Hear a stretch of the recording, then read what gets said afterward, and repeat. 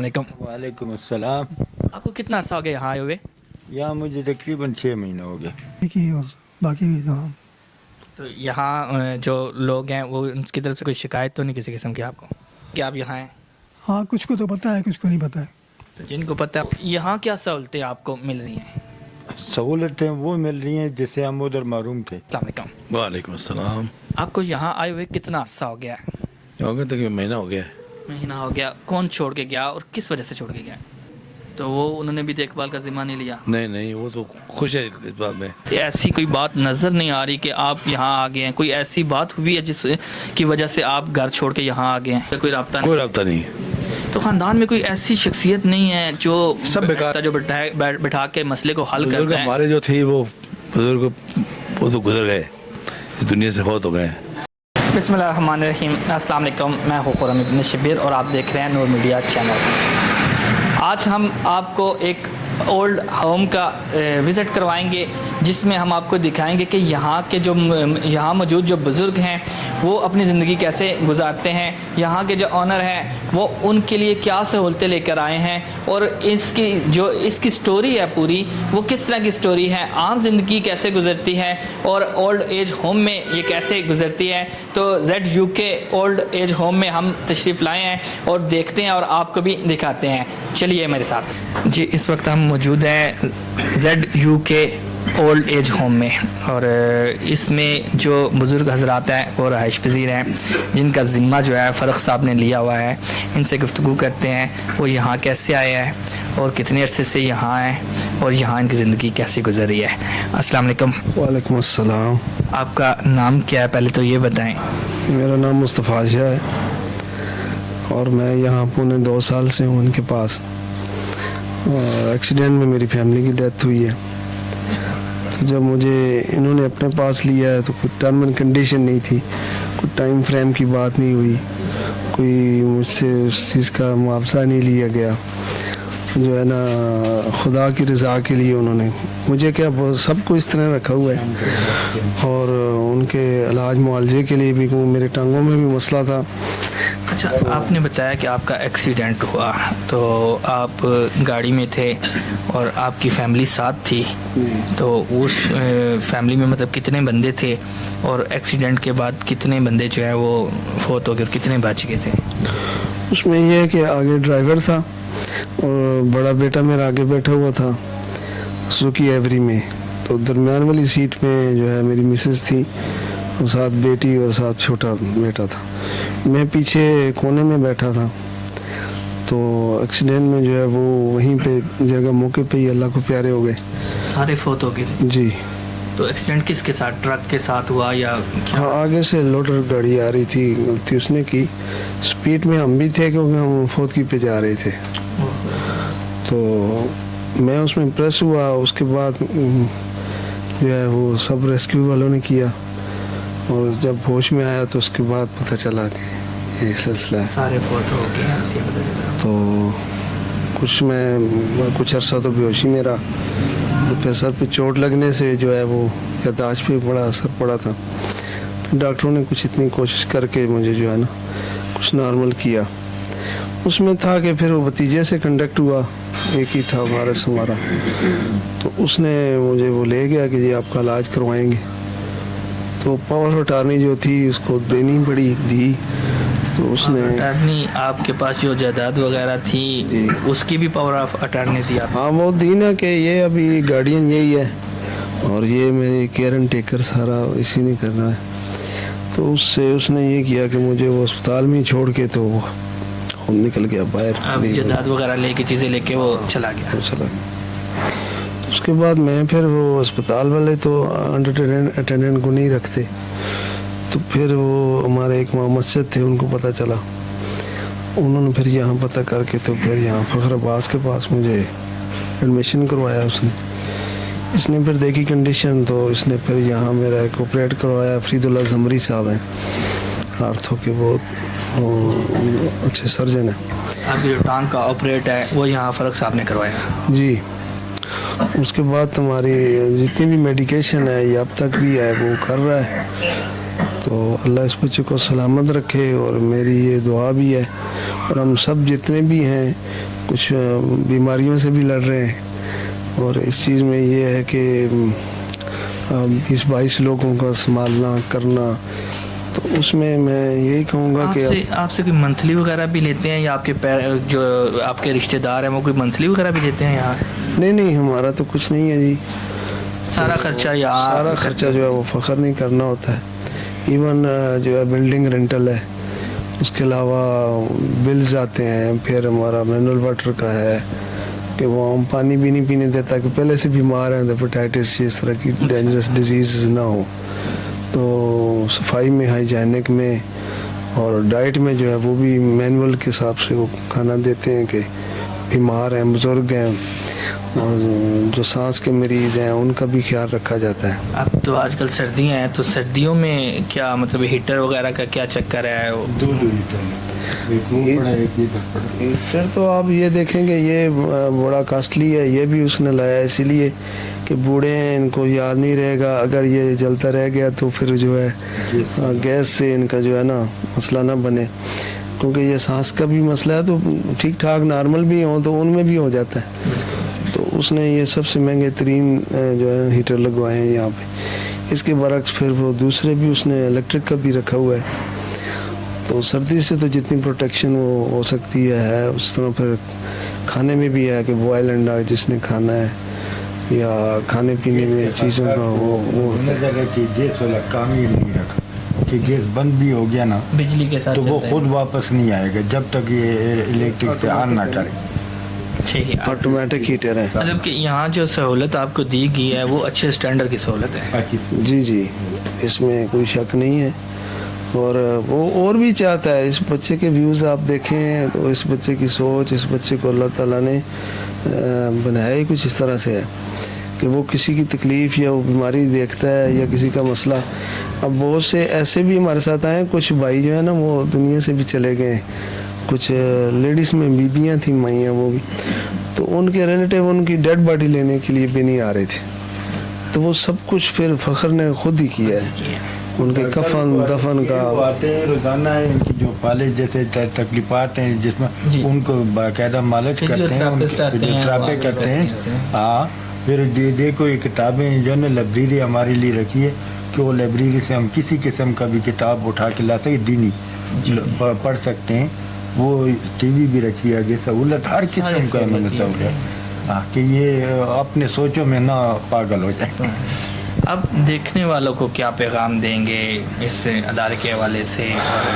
میں تو سب سے یہی التماس کروں گا کہ خدارہ ہمدردانہ طور پہ بھی اور انسانیت کے ناطے بھی آپ جہاں باقی چیریٹیز کرتے ہیں وہاں آپ اس طرف بھی دیکھیں کہ یہ بھی حقدار ہیں اور آپ کی مدد کے جو ہیں منتظر بھی رہتے ہیں. تو مددگار اللہ ہوتا ہے، لیکن اللہ توفیق دیتا ہے اور اللہ پاک جن کو چاہے ان کو اس طرف توفیق دیتا ہے.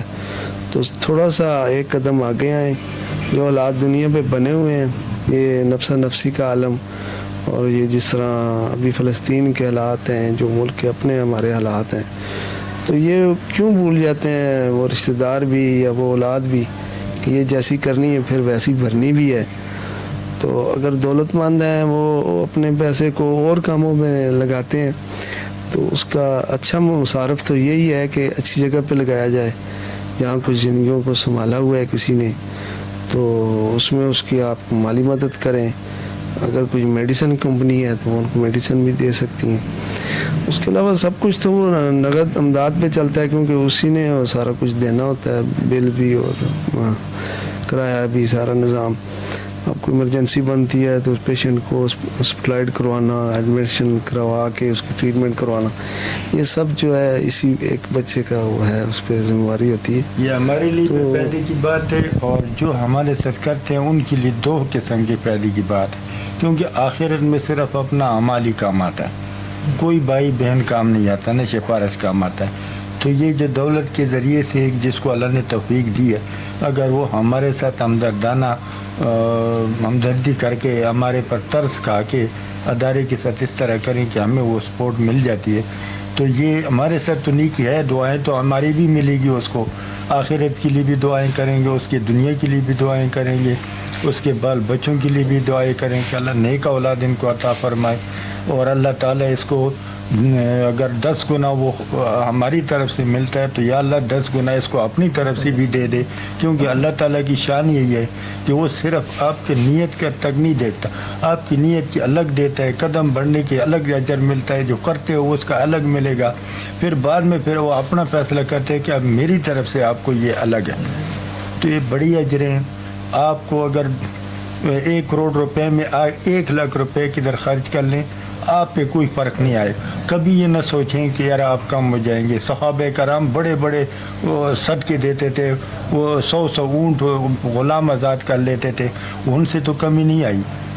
تو آپ تو پھر بھی نقد کے مالک ہیں، وہ تو بکریوں کے مالک ہوتے تھے، اونٹوں کے مالک ہوتے تھے، اتنی قربانیاں دے دیتے، تو گھوڑی بھی قربان کر لے، صدقے جہاد کے لیے دے دیتے، تو اس کا بہت بڑا ثواب ہوتا ہے۔ تو خدا را اپنے آخرت کو بھی کر لو، دنیا بھی کماؤ، دونوں فائدے آپ کے۔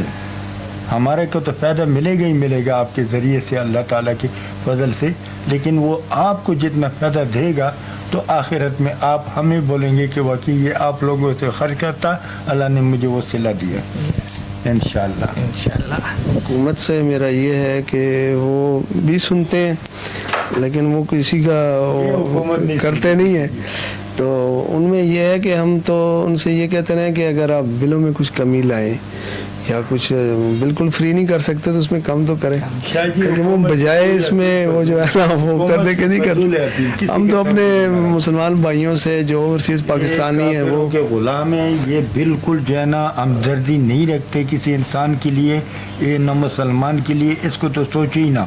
تم اگر فلسطین کا احتجاج کرو تو اگلا آپ کو 9 مئی والے دفعات لگا کے اندر کر لیتا، یہ کوئی طریقے ہے؟ تو ظالم ہیں، ان کو تو کوئی ریکویسٹ نہ کرو، ان کو کرنے دو تو ظلم کرتے۔ اس میں یہ چیز ہے کہ شاید اتنا لمبا انٹرویو ہو گیا ہے، آپ اسے کلوز کریں گے تو اس طریقے سے کریں۔ تو میں یہ آپ کا بھی شکر گزار ہوں اور اپنے اس ادارے کا بڑا سانمند ہوں، اور اللہ اس بچے کا ساتھ دے رہا ہے۔ آپ لوگ اس کے لیے جو ہے دوستوں کی طرح، بھائیوں کی طرح جو ہے وہ اس چیز میں آپ شامل ہوں۔ باقی جو دوست ہیں یا اللہ نے جنہیں دیا ہوا ہے، تو وہ امیر لوگوں نے اتنے کتے رکھے ہوئے، ان پہ خرچے ہو رہے ہیں، جانوروں پہ، باقی وہ کرتے ہیں۔ تو انسان تو پہلے ہے، جیسے ابھی شاہ صاحب نے مثال دی صحابہ کرام کی، تب بھی سچ تھا، آج بھی سچ ہے، اور قیامت تک یوں ہی ہوگا۔ تو یوں بس میں تو اس سے زیادہ کیا کہوں، اتنے الفاظ 2 ہی اچھے ہوتے ہیں، وہ بھی اگر کیے جائیں۔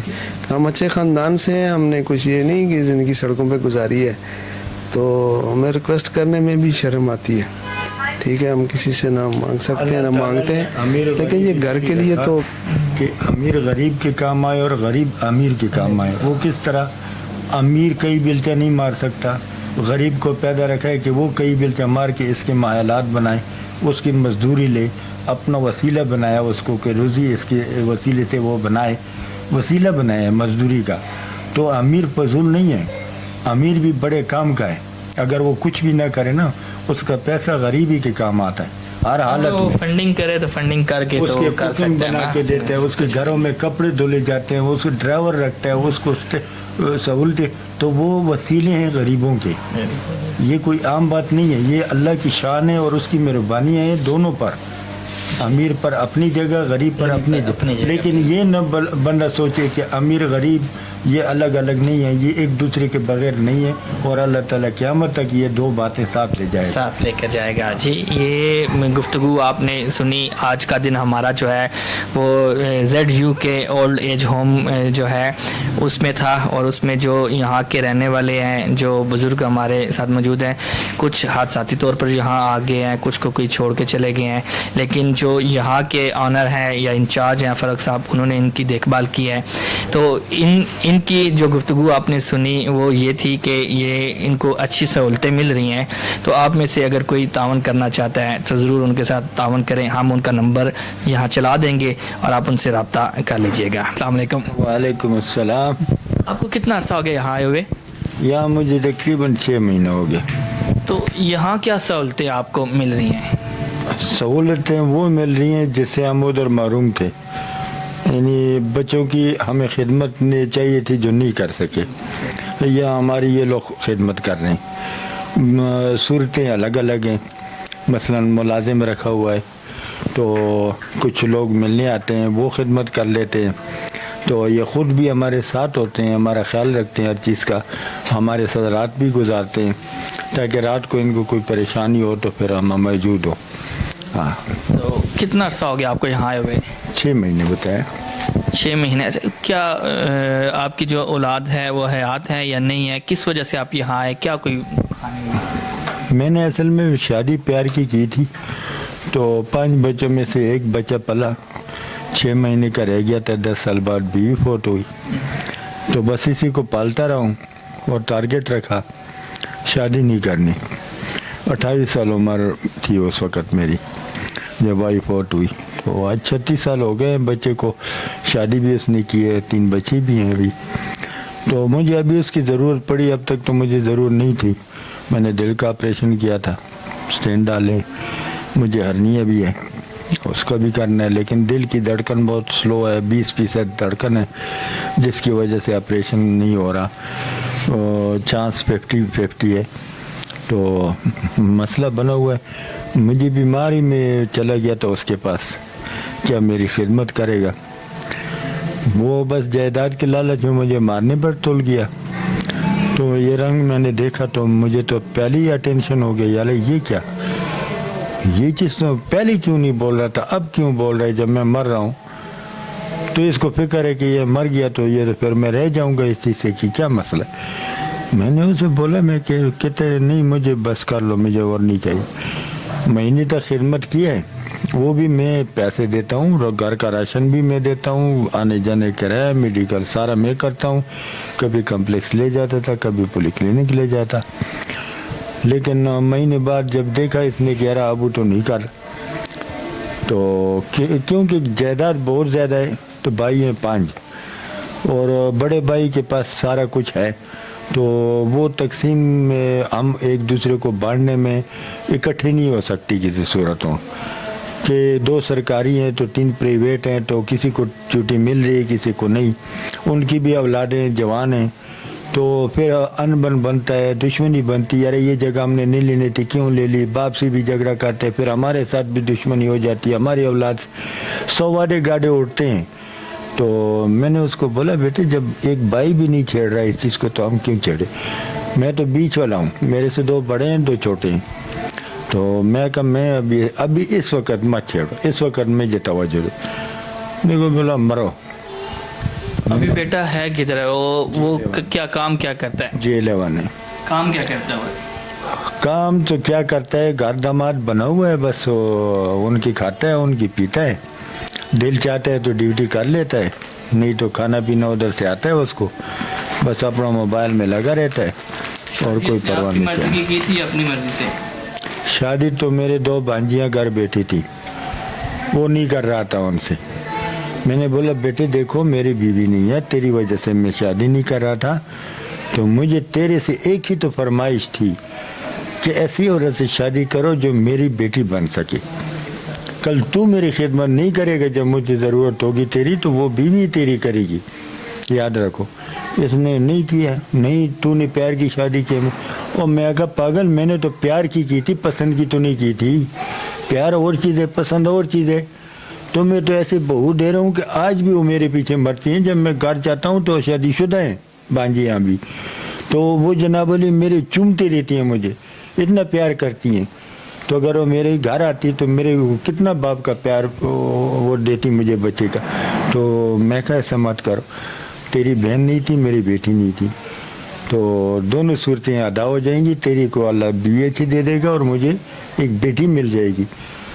तो आप भाइयों की तरफ नहीं गए वापस? भाइयों की तरफ की तरफ गया, लेकिन वो भी अपने बहुओं से मजबूर है, परदेश है ना, तो हर किसी के पास इतनी रिहाइश की जगह है जिसमें में गुंजाइश होती है आपस की फैमिली रख सकता है बंदा। तुम्हें पता है कि किराए होते हैं, 3 भाई हम किराए पे रहते, 2 भाइयों की अपनी जगह है। तो अब तो वो एक बंदा अपनी जगह वाला रह गया, दूसरा भी किराए पे हो गया। जब पहले अपना था वो भी किराए पर हो, क्योंकि वो पाँव से ज़ईफ़ हो गया तो अभी वो मसला बन गया, पैसा उसके चला गया सारा, करोड़पति से 0 पे आ गया।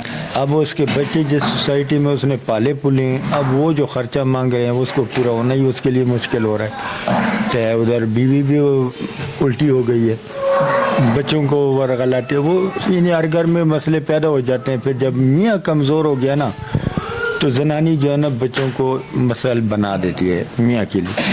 तो उधर अभी एक बड़ा भाई है जो आता जाता है मुझे, तो वो जो है ना ज़रा मेरा ख्याल रख रहा है, और उसी की वजह से उधर से मैं आया हूँ, अस्पताल दाखिल किया था, इलाज किया था। फिर यहाँ मेरे हमशीरा लंदन में एक रहती है जो सबसे बड़ी है, 2 हमशीरे गांव में जो शादीशुदा हैं, एक ही घर में 2 भाइयों के पास। तो वो आई हैं, उन्होंने मेरा इलाज किया। फिर मैं 9 दिन के बाद फिर इधर आया उनके मशवरे से, क्योंकि मुझे कोई मकान किराए पे नहीं दे रहा था कि अगर तू यार इस हालत में है, मैं तो बाथरूम के लिए नहीं जा सकता था ना यार, आप पकड़ के मुझे ले जाते तो मैं पेशाब करता, खुराक तो मैं खा ही नहीं सकता, तो कुछ ऐसी हालत थी। तो वो कहता था कि यार हम नहीं देते किराया पे, क्योंकि हम रख लेंगे, ठीक है आपको जानते हैं अच्छे बंदे, लेकिन यार कल अगर तुझे कुछ हो गया तो भाइयों का क्या करूँगा। लेकिन वैसे अभी आप ये समझते हैं कि यहाँ आपकी कफालत अच्छे तरीके से फिर मैं इधर मजबूरन आया हूँ कि यार मुझे अगर कोई मकान नहीं दे रहा, और भाई भी मजबूर हैं अपनी जगह, क्योंकि मैं देख रहा हूँ मजबूर हैं, वो कोई उनकी मस्ती नहीं है। जब मेरे बेटे ने मुझे निकाल लिया तो भाइयों से मैं इस तरह तो गिला ही नहीं कर सकते कि वो तो आई मजबूर। तो मैं चलता हूँ, ठीक, तो इधर आ गया हूँ। चलें, बाकी भी यहाँ बुजुर्ग मौजूद है, उनसे भी गुफ्तगू करते हैं, उनसे भी पूछते हैं। आपका क्या नाम है? मेरा नाम मोहम्मद यूसुफ है जी। मोहम्मद यूसुफ साहब, हाँ, कितना अर्सा हो गया आपको यहाँ आए हुए? 1 माह हुआ है। 1 माह हुआ है। तो बेसिकली आप कहाँ से हैं? मैं अटक से। अच्छा, अटक से आप यहाँ आए हैं, तो कोई छोड़ के गया या आप खुद आए हैं? छोड़ के गया था, कोई अपने थे, मुझे असल में थकावट थी कोई सख्त सांसों की, उस वजह से मैं यहाँ हूँ, बाकी कोई वजह नहीं। बाकी कोई वजह नहीं, ऐसी कोई नाराज़गी शराजगी नहीं है, कोई इसका का मसला नहीं? नहीं, कोई वजह नहीं है ऐसे। तो यहाँ की सहूलतें कैसी हैं, आप क्या समझते सहूलतें ठीक हैं, अच्छी हैं, खुद होते हैं हम मुलाजिम रखे हुए उन्होंने, वो भी सहूलत ठीक है खाने की और बाकी भी तमाम। तो यहाँ जो लोग हैं वो उनकी तरफ से कोई शिकायत तो नहीं किसी किस्म की आपको? नहीं, शिकायत तो नहीं है, लेकिन ये भी कि इनको मिलेगा तो आगे करेंगे, वो यूँ है ऐसे, बाकी कोई शिकायत नहीं। बाकी कोई शिकायत नहीं। तो आपको इधर आए हुए 1 महीना हो गया है, तो कोई आता है कोई पूछने के लिए, पता करने के लिए? हाँ, लोग आते हैं पूछने के लिए बाहर से। आपके रिश्तेदारों में से कोई आता है? नहीं, अभी तक नहीं आए, आएंगे वो, अभी आए नहीं है, बुलाया नहीं मैंने भी। अब उनको पता है कि आप यहाँ हैं? हाँ, कुछ को तो पता है, कुछ को नहीं पता है। तो जिनको पता है उन्होंने कोई रब्ता किया, कोई फ़ोन किया, कोई काल चाल? नहीं, एक आध आते हैं मेरे पास, मेरे भांजे आते हैं। औलाद है आपकी? मेरे औलाद हैं, 2 लड़के मेरे कनाडा में हैं दोनों। तो उन्होंने कभी रब्ता किया? उन्हें इल्म नहीं अब तक, आएंगे तो आ जाएंगे कभी। तो अगर उन्हें इस वीडियो की मदद से इल्म हुआ तो वो आएंगे, फिर हम नाराज़ तो नहीं होंगे कि आप उधर क्या करने चले? नहीं, नाराज़ नहीं होंगे, कोई वजह होती है उसकी वजह से नाराज़ नहीं होंगे वो, यूँ है ऐसा है। वजह ना होती तो फिर शायद नाराज़ हो जाते। हाँ, ऐसे।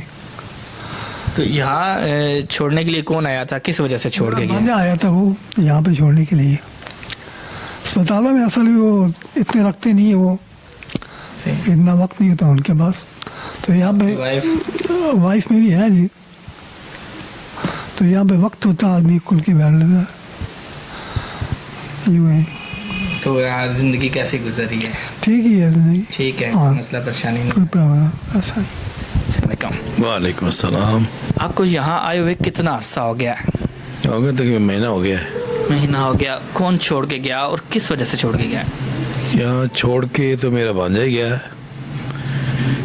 लेकिन घर हमारा अल्हम्दुलिल्लाह मैं आपको बताऊं कि घर हमारा एक दीनी माहौल का घर है। ज़्यादातर हमारे सारे तकरीबन सब मौलमा लोग हैं मेरे ख़ानदान में। भाई मेरे फौत हो गए, छोटे भाई थे वो भी 2 महीने हो गए फौत हो गए वो, तो उसकी परेशानी की वजह से यहाँ आ गए हैं, कुछ संभालने वाला नहीं है। माजी की ज़िंदगी आपकी कैसी थी? माजी में आप कैसे? माजी में अल्हम्दुलिल्लाह बहुत अच्छी थी, بہت اچھی، گھر والوں کو بھی شکایت نہیں تھی کوئی. اولاد ہے آپ کی؟ اولاد ہے، ایک بیٹا ہے.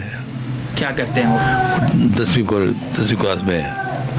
تو ان کو کون سنبھال رہا ہے؟ گھر میں ہی ہے. گھر کس کو گھر کہہ رہے ہیں آپ کہ آپ یہاں ہیں اور بیٹا آپ کا وہاں ہے؟ تو کس وجہ سے یہاں آنے کی وجہ کیا ہوئی؟ خود چھوڑ کے گئے یا آپ خود آئے یہاں؟ نہیں، یہاں پہ تو خود ہی آئے ہیں. یہاں پر آنے کے مقصد خود ہی تھا کہ گھر سے تنگ ہو کے، جب کوئی گھر میں کوئی بات کرنے والا نہیں ہے، کوئی کسی سے بات نہیں کرتے، کچھ نہیں کرتے، جو ان کو چاہیے تھا وہ انہوں نے لے لیا، ہم ہو گئے خالی. جائیداد آپ نے تقسیم کر دی ہے؟ نہیں، جائیداد تو نہیں تھی نا میری. یہاں پہ یہاں جائیداد تھی وہ سسر کی ہے، وہ سب نے مل ملا کے قبضہ کر لیا ہے. وائف آپ کی حیات ہیں؟ وہ حیات ہیں. تو وہ انہوں نے بھی دیکھ بھال کا ذمہ نہیں لیا؟ نہیں، وہ تو خوش ہے اس بات میں کہ چلو ان کو گھر سے نکالو. کیا وجہ بنی؟ کیا کوئی ایسی کوئی بات نظر نہیں آ رہی کہ آپ یہاں آ گئے ہیں؟ کوئی ایسی بات ہوئی ہے جس کی وجہ سے آپ گھر چھوڑ کے یہاں آ گئے ہیں؟ کچھ باتیں ایسی ہوتی ہیں جو بتانے کے قابل نہیں ہوتی. انسان ہے، جب جوانی میں وہ کچھ اور ہوتا ہے، جب تھوڑا بڑا پہ چل جائے کچھ اور ہوتا ہے. تو غلطیاں کوئی ہوئی ہیں. آپ سمجھتے ہیں کہ کچھ غلطیاں آپ کی طرف سے بھی ہوئی ہیں؟ لازمی ہوئی ہیں. جوانی میں کوئی بندہ جو غلطی نہیں کرتا، تو غلطیاں بتانے کا مقصد یہ ہے کہ سچ بولو. وہ سچ سے بتایا میں نے کہ میرے بھائی یہ غلطیاں ہوئی ہیں. کوئی چیز کو بہت نوٹس لینا چاہیے تھا، لیکن انہوں نے جب پوری اولاد 4 بچیاں میری، چاروں بچیوں کے اوپر بھی قبضہ تقریباً ماں نے کر لیا ہے. شادی شدہ 3 بیٹیاں، 4، تو ان پہ بھی ماں نے قبضہ کر لیا ہے. اب وہ کسی سے بات بھی نہیں کرنے دیتی. آپ سے کسی کا کوئی رابطہ نہیں؟ کوئی رابطہ نہیں. تو خاندان میں کوئی ایسی شخصیت نہیں ہے جو؟ سب بیکار ہیں، سب میرے منہ سے کچھ اور نکل جائے گا پھر فائدہ نہیں ہے. کوئی ایسا ہوتا ہے نا، کوئی بزرگ بڑا ایسا ہوتا ہے جو بٹھا کے مسئلے کو حل کرتا ہے. ہمارے جو تھی وہ بزرگ، وہ تو گزر گئے، اس دنیا سے فوت ہو گئے. سسر میرے الحمدللہ وہ بھی فوت ہو گئے. اچھی شخصیت تھی، وہ بہت اچھے لوگ تھے. میں اصل میں یہ سمجھو کہ میں ایک سید برادری سے ہوں. سید برادری میں لوگ اچھے تھے، بہت اچھے تھے، لیکن یہ قدرتی بات ہے کہ جب ہو جاتی ہے تو پھر ہو جاتی ہے. جو آپ کی اپنی فیملی ہے، جیسے آپ نے کہا بھائی فوت ہو گئے ہیں، آپ کے جو بہنیں ہیں یا بھائی ہیں، ان میں سے کوئی حیات ہے یا؟ بہن ایک حیات ہے. ان سے رابطہ ہے؟ ان سے رابطہ ہے. اصل میں بہن کا تو ایشو یہ ہے کہ وہ اپنے گھر نہیں رکھ سکتی کیونکہ خود وہ پرائے گھر میں ہوتی ہے. تو بھائی جو ہیں وہ آپ کے اور بھائی نہیں فوت ہو گئے ہیں. تو جو آپ کے بیوی کی طرف سے فیملی ہے وہ آپ کو بالکل سپورٹ نہیں کر رہی؟ نہیں، ان کی وجہ سے میں یہاں ہوں. اور وہ جو بچے ہیں یا بیٹیاں ہیں آپ کی، انہوں نے بھی کبھی رابطہ کرنے کی کوشش نہیں؟ وہ تو بس سب ماں کے اوپر ہے. جو کچھ ماں کہے گی وہ مانتی ہیں. وہ آپ کو غلط سمجھتے ہیں؟ ہاں، یہی. تو کیا کوئی ایسا سلسلہ ہو سکتا ہے کہ صلح ہو جائے اور دوبارہ آپ واپس جا سکیں؟ سلسلہ مشکل ہے، وہ تو ہو نہیں سکے گا. واپس جانے کا راستہ بند نہیں ہے. مکان میں نے خود بنائے ہیں، ان میں مجھے پورا قبضہ اس وقت ان کا ہے. جو ڈاکومنٹیشن ہے وہ کس کے پاس ہے آپ اور کس کے نام پہ ہے؟ وہ میرے سسر کے نام پہ تھی. تو آپ کے نام پہ کچھ؟ میرے پاس کچھ نہیں. یہ غلطیاں ہوئی ہیں نا، یہ غلطیاں ہیں کہ ان کے میرے نام پہ کچھ نہیں تھا. سب کچھ میں نے کر کے حوالے کیا ہوا تھا. ابھی آپ کرتے کیا تھے؟ پہلے آپ کیا کرتے تھے؟ میں سعودیہ میں تھا اور کراچی میں تھا، میں HR کمپنی میں. اس وقت تو آپ خاندان کے لیے بہت اچھے تھے. میں बड़ा कुछ प्रतीति होती थी। फोन आते होंगे कि आज क्या बनाएं, हाँ। क्या काम करवाना है, अब इस पास से दूर हो गए। तो अब कोई बंदा राब्ता नहीं करता किसी से। शादी को कितना अरसा हुआ, कितना अरसा, मतलब कि आपकी जो सबसे छोटी औलाद है उसकी एज कितनी है और सबसे बड़ी औलाद जो है उसकी एज कितनी है? करीबन यही तो याद नहीं है, लेकिन ये कि बड़ी बेटियां ही थी, छोटा तो एक बेटा ही था। जो बुज़ुर्ग हजरात हैं अभी या जो हम जैसे जवान हैं, इनको आप क्या मशवरा देना चाहते हैं कि अपनी मतलब कि एज पे अगर पहुंचते हैं तो उनको क्या इकदाम करने चाहिए कि इस तरह की परेशानी का सामना ना करें? कि ये है कि अपने आप को काबू में रखो, अपनी सारी कुछ बीवी या मर्दों के हवाले मत करो, जो कुछ चीज़ें आपकी हैं अपने नाम पे रखो। ये एक मशवरा देने देते हैं।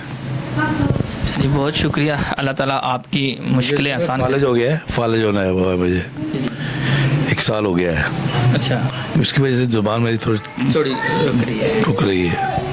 अभी आप काम शाम तो नहीं कर सकते ना, नहीं कर तो सकते। वो जब काम नहीं कर सकते तो फिर उसके बाद आप यहाँ आगे घर हाँ चलिए जी, अल्लाह ताला आपकी मुश्किलें आसान करें। आमीन या। ये इस्माइल साहब की गुफ्तगू आपने सुनी कि जब ये पाकिस्तान से बाहर थे उस वक्त ये दुनिया के हसीन तरीन बंदों में शुमार होंगे और अच्छे तरीन बंदों में शुमार होंगे, क्योंकि जब पैसा आ रहा होता है उस वक्त सारे अच्छे लगते हैं और सारे अपने लगते हैं। और इनका जो पैगाम है वो ये है कि मर्द हजरात या कोई भी बुज़ुर्ग है उनको चाहिए कि वो जो जायदाद है या कोई भी इस तरह के इख्तियारात है वो अपने हाथ में रखें, ताकि इस एज में आके कोई नुकसान ना उठाना पड़े।